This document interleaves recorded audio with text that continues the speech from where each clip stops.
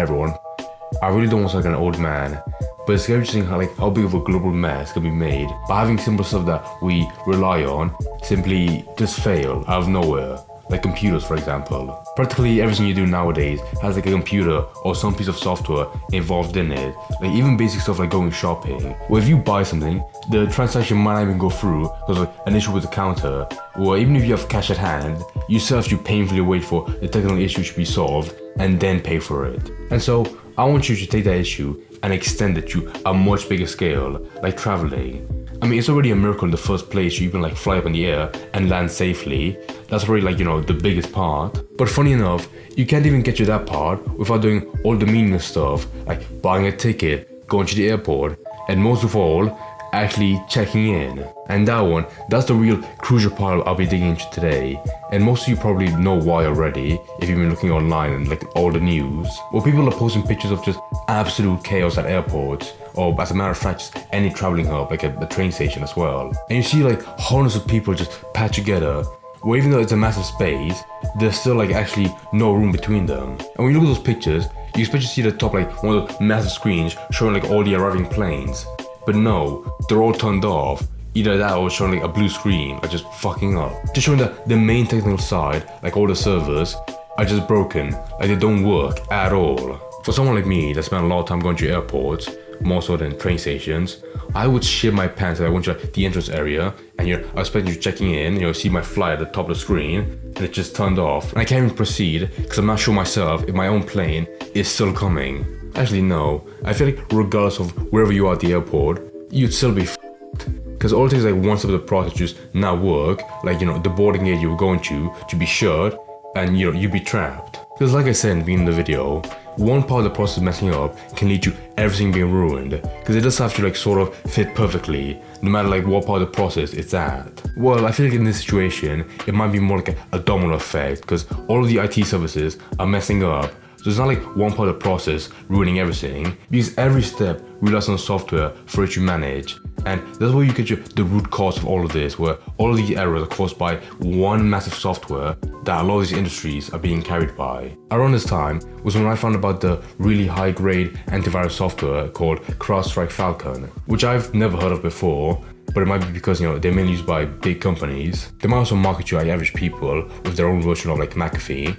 But the main place in the world is making really strong software for huge companies to allow no harmful stuff into computers. Otherwise, stuff like this that you're seeing now with all the blue screens would be way more common.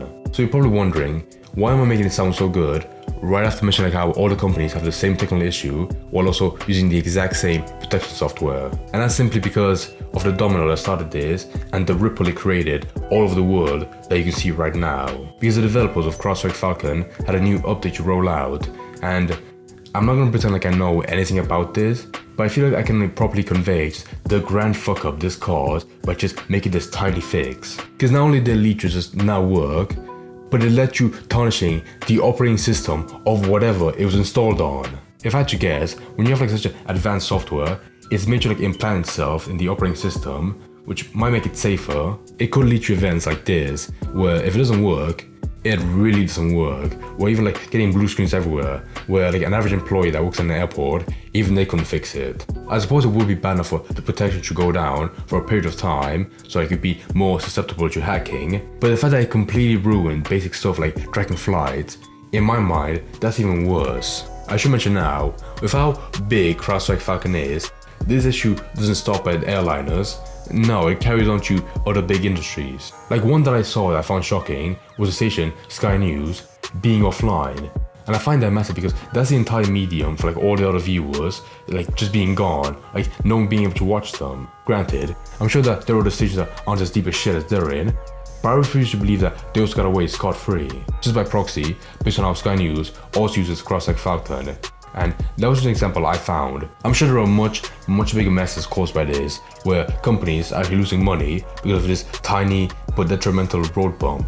Of course, with how long I've been talking about this update leading to this global fuck up, it's unsurprising that developers have been rushed to make a patch through this, which might be sooner or could take a while. Because I understand that if a tiny update lets you this, then it's equally as possible that, it could be fixed with minimal effort. But Part of me feel like there's gonna be an imbalance of effort needed, where the amount of energy needed to fix this is much greater than the amount it took to make this fucking update. However, it's still ongoing and it is slightly getting better.